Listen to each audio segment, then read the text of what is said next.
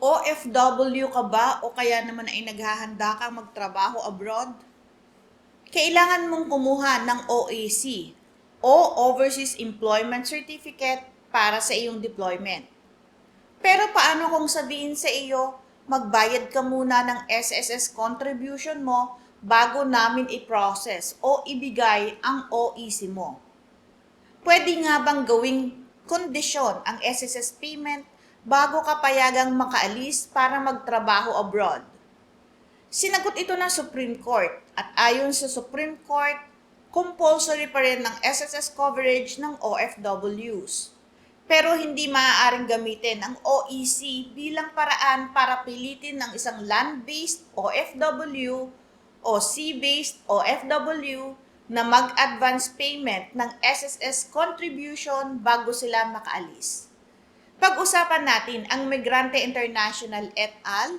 Versus Social Security System et al.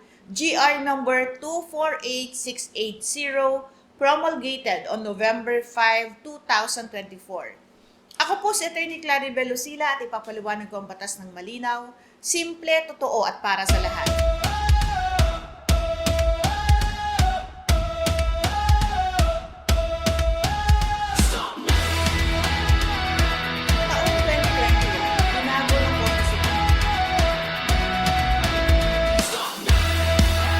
Noong taong 2019, nagkabisa ang Republic Act No. 11199 o ang Social Security Act of 2018. Isa sa mahalagang pagbabago nito ay ang compulsory SSS coverage ng sea-based at land-based OFWs subject sa requirements ng batas. Ibig sabihin, hindi sinabi ng Supreme Court na optional ang SSS coverage ng OFWs. Sa katunayan, kinilala ng court na mahalaga ang Social Security Protection dahil sa benefits nito para sa retirement, disability, sickness, maternity, death, funeral at iba pang contingencies. Para naman sa land-based OFWs, tinuturing sila ng batas for SSS purposes generally in the same manner as self-employed persons habang wala pang applicable bilateral arrangement na magpapasa ng employer contribution sa foreign employer. Hindi mismo sa compulsory SSS coverage nagkaproblema.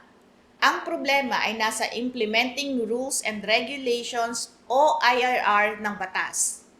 Sa ilalim ng Rule 14, Section 7, Paragraph 3, para sa ilang land-based OFWs na papunta sa countries na walang applicable Social Security Agreement o bilateral labor agreement sa Pilipinas, ginamit ang deployment process. Kabilang ang OEC as a mechanism for collecting SSS contributions.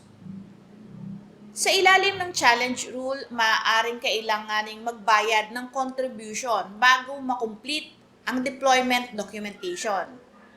Kaya isipin ninyo, hindi ka pa nakakatanggap ng overseas salary, pero kailangan mong maglabas muna ng pera para sa SSS bilang bahagi ng proseso para makuha ang dokumentong kailangan sa deployment. Diyan po tumutol ang mga petitioners sa kasong ito. Ang Migrante International, ilang land-based OFWs, at ilang legislators ay kumestyon sa batas at sa IRR. Tatlo sa pinakamahalagang arguments nila, una ang equal protection. Bakit iba ang treatment sa land-based OFWs kumpara sa local employees at sea-based OFWs? Pangalawa, ang konsepto ng due process at right to work. Kung kailangan mong magbayad bago ka payagang magpatuloy sa deployment, hindi ba nagiging hadlang iyon sa iyong kabuhayan? Pangatlo, ang right to travel. Kung hindi mo nakuha ang OAC dahil hindi ka pa nakapagbayad, maaaring hindi ka makaalis para sa trabaho. Sa usaping ito, lumampas ba ang implementing agencies sa authority na ibinigay ng Congress? Noong November 5, 2024, partially granted ng Supreme Court ang petition. Una, ang sabi ng Supreme Court, valid ang compulsory SSS coverage ng OFWs. Sinabi ng court na may legitimate reason ng Estado na bigyan ng Social Security protection ang Filipino workers kasama ang OFWs. Kinilala rin ng korte na may substantial differences sa employment arrangements ng local employees, land-based OFWs at sea-based OFWs. Kaya hindi tinanggap ng Supreme Court ang argument na unconstitutional ang compulsory coverage dahil lamang magkaiba ang treatment sa kanila. Subalit sinabi ng Supreme Court na unconstitutional ang paggamit ng OEC process para pilitin ang advance SSS payment. Idiniklara ng Supreme Court na unconstitutional ang Rule 14, Section 7, Paragraph 3 ng IRR. Una, lumampas sa batas ang IRR ng Republic Act number 11199. Ang Republic Act number 11199 ay nagbigay ng paraan para matiyak ang compulsory coverage ng OFWs. Kabilang dito ang pakikipag-negotiate ng Social Security agreements, bilateral labor agreements at iba pang similar measures. Pero sinabi ng court, ang paggamit ng OEC at deployment process bilang collection mechanism ay hindi kaparehong uri ng enforcement mechanism na contemplated ng batas. Sa madaling salita, hindi maaaring dagdagan ng implementing rules ang isang kondisyon na hindi pinapahintulutan ng enabling law. Ang IRR ay dapat sumunod sa batas. Hindi ito maaaring palawakin ng batas lampas sa authority na ibinigay ng Kongreso. Ikalawa, unduly oppressive ang paraan na inilatag ng IRR. Ang isang worker na kukuha pa lamang ng OEC, hindi pa nakakapagsimula ng kanyang overseas employment. Hindi pa siya kumikita abroad. Pero kung kailangan siyang mag-advance ng contribution bago makuha ang OEC, maaari itong maging dagdag na financial burden sa worker na marami ng deployment expenses. Sinabi ng court na may mas hindi mapang-abusong paraan. Ikatlo, protektado ng Constitution ang right to travel ng isang tao. Hindi absolute ang right na ito, pero maaari lamang itong limitahan alinsunod sa mga constitutional requirements. Sa kasong ito, sinabi ng court na ang paggamit ng OEC system upang pilitin ang advance SSS contribution ay naglalagay ng undue restraint sa kakayahan ng OFW na makaalis ng bansa para makapagtrabaho. Kung hindi ka mabibigyan ng OEC dahil hindi ka nakapag-advance payment sa SSS, hindi lamang travel ang maaaring maapektuhan, pati na rin ang iyong right to work at kumita ng kabuhayan. Sa kasong ito, idiniklara ng Supreme Court na unconstitutional ang Rule 14, Section 7, 3 ng IRR ng Republic Act number 11199 at permanenteng pinagbawal ang SSS, POEA at DOLE na ipatupad ang unconstitutional provision na ito. Pero upheld ang Republic Act number 11199 at ang remaining challenge provisions ng IRR.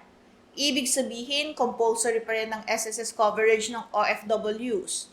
Ang nawala ay iyong unconstitutional na paraan ng collection na ginagawa ang advance SSS payment na kondisyon sa OEC under the struck down provision.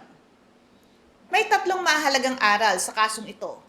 Una, compulsory pa rin ang coverage ng qualified OFWs under Republic Act number 11199. Pangalawa, hindi maaaring gawing leverage ang OEC para ipilit ang advance SSS payment sa ilalim ng provision na pinawalang bisa ng Supreme Court. May ibang lawful ways para makolekta at maipatupad ang SSS obligations. Pangatlo, hindi maaaring lampasan ng IRR ang batas. Ang administrative agencies ay maaaring gumawa ng implementing rules pero hindi sila maaaring gumawa ng bagong substantive requirement na wala o lampas sa authority na ibinigay ng Congress. Sa desisyon ng Supreme Court, ang POEA ang ahensya na nakalagay dahil ito ang agency na nakapangalan sa challenge IRR at sa kaso.